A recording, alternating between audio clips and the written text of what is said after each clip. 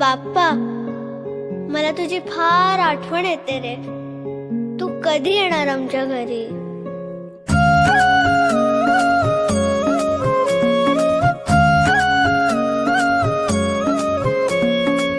देवा तुझ्याच साठी उघडून दार, वाट पाहून झाली पार.